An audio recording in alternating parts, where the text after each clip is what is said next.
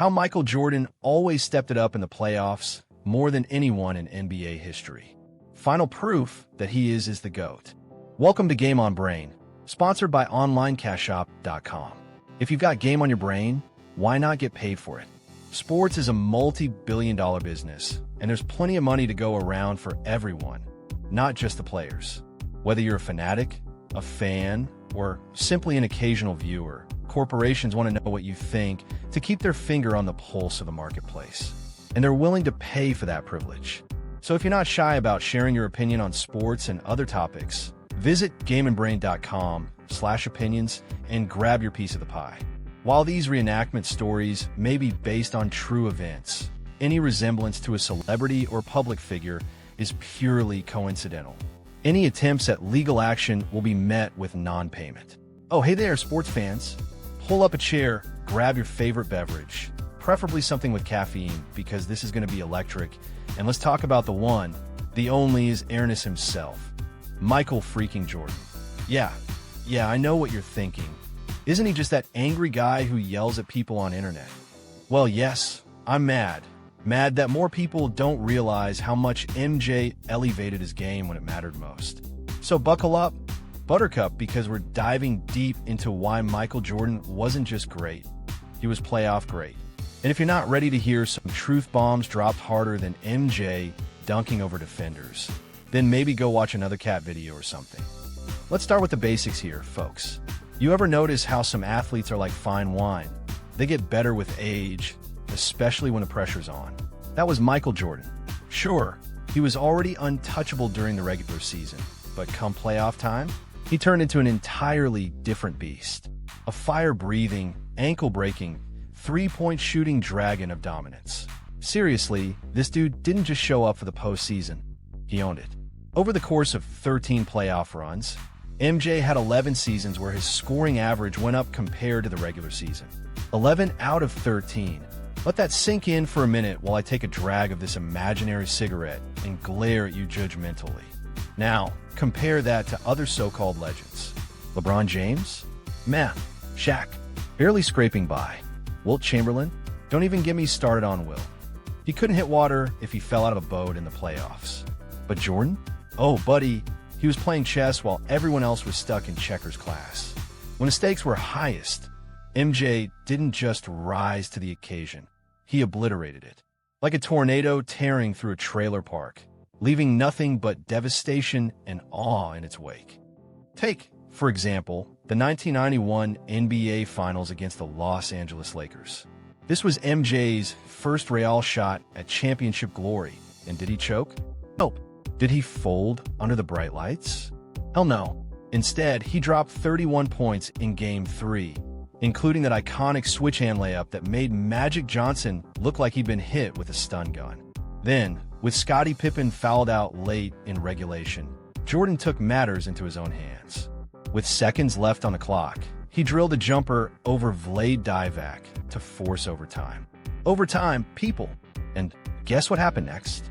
He held Magic to 0 points and 0 assists in the extra period. 0. As in zilch, nada, jack squat. That's not just winning. That's straight-up psychological warfare. MJ didn't just beat opponents. He broke them down mentally until they were begging for mercy. But wait, there's more. Remember 1986? Yeah, the year Jordan broke his foot early in the season and missed almost all of it. Most players would have been lucky to walk without limping after an injury like that, let alone play basketball. But not MJ. No, sir. He came back for the final 17 games of the regular season, averaging a respectable 22.7 points per game despite being on strict minutes restrictions. Respectable, sure, but nothing compared to what happened next. In the playoffs, Jordan faced off against Larry Bird and the Boston Celtics in their prime, playing in the hostile environment of the old Boston Garden, a place so intimidating it probably gave nightmares to visiting teams' bus drivers. Jordan exploded for 43.7 points per game. 43.7 against one of the greatest teams in NBA history. If that doesn't make your jaw drop, then congratulations, you have no soul. Unless we forget 1995, when Jordan famously returned from retirement mid-season with those two little words that sent shockwaves through the sports world: "I'm back." Now, keep in mind, he hadn't played competitive basketball in over a year. His timing was rusty, his legs weren't quite right, and yet, when the playoffs rolled around, MJ averaged 31.5 points per game. That's nearly 5 whole points higher than his regular season average of 26.9. 5 points. Do you understand how hard it is to increase your scoring output by that much in high-pressure situations? It's like trying to win a pie-eating contest after fasting for a week. Most guys would crumble under that kind of scrutiny. Not MJ. He thrived on it. Then there's 1998, the swan song of Jordan's Bulls dynasty. By this point, he was pushing 35 years old, ancient by NBA standards. His supporting cast was aging too, with guys like Scottie Pippen battling injuries and Tony Kukoc looking increasingly mortal. Yet somehow, Jordan managed to carry Chicago to one last title run. During the regular season, he averaged a solid 28.7 points per game. Solid, sure, but again, pedestrian compared to what he did in the playoffs. Come April, May, and June, MJ bumped that number up to 32.4 points per game. 32.4. He single-handedly dragged the Bulls across the finish line, culminating in that legendary series-clinching shot over Brian Russell in Game 6 of the Finals. If you haven't seen that moment, stop reading this article immediately and go watch it. I'll wait. What made Jordan's playoff performances even more impressive was the caliber of competition he faced. People love to dismiss his success by saying things like, "Oh, the Eastern Conference was weak back then," or "he never had to deal with modern defenses." Bullshit. Complete and utter bullshit. Jordan squared off against some of the toughest teams and players in NBA history. Larry Bird, Magic Johnson, Isaiah Thomas, Charles Barkley, Karl Malone, John Stockton. The list goes on and on. These weren't scrubs. These were Hall of Famers, future coaches, and analysts who still can't believe how thoroughly Jordan dismantled them every spring.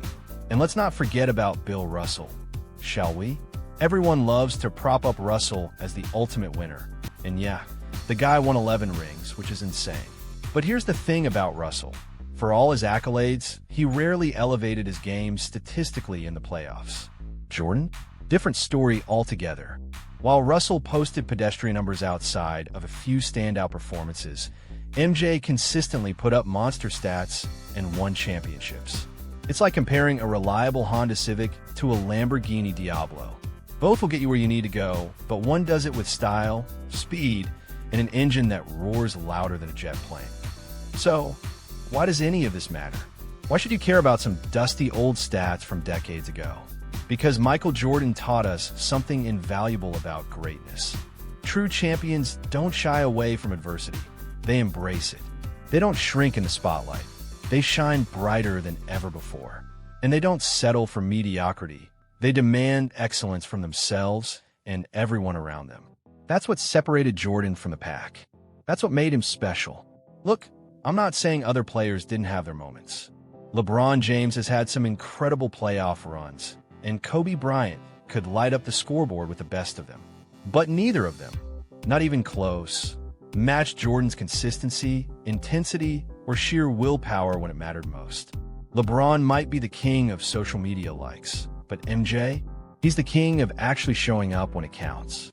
In conclusion, ladies and gentlemen, Michael Jordan wasn't just the greatest basketball player of all time. He was the greatest playoff performer who ever lived. Period. End of story. Drop the mic, walk off stage. If you're still arguing otherwise, well, bless your heart. You're wrong. Dead wrong. So wrong that you might as well be debating whether pineapple belongs on pizza. Spoiler alert, it doesn't. Until next time, sports fans, keep your eyes on the prize, and remember, when the going gets tough, the tough turn into Michael Jordan. Peace out. Thanks for keeping game on your brain. Be sure to like, subscribe, and hit that notification bell. Now that you've heard our opinions, it's time to get paid for yours. Visit the online cash shop at gameonbrain.com/opinions and get your ass in the game. Thanks for keeping game on your brain. Be sure to like, subscribe, and hit that notification bell. Now that you've heard our opinions, it's time to get paid for yours. Visit the online cash shop at gameonbrain.com/opinions and get your ass in the game.